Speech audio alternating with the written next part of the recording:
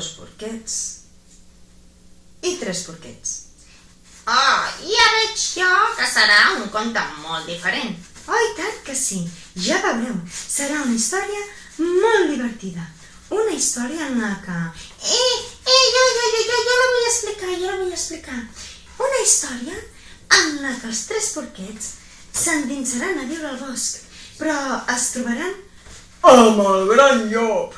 Però aquest llop, no cregueu que és dolent. Simplement és diferent.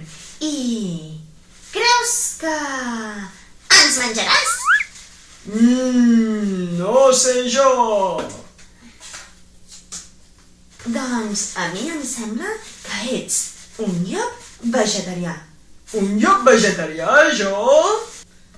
Potser el llop es menja porquet, o potser ballen junts. Això no ho tenim gaire clar. Sabeu què? Que ho haureu de descobrir per vosaltres mateixos.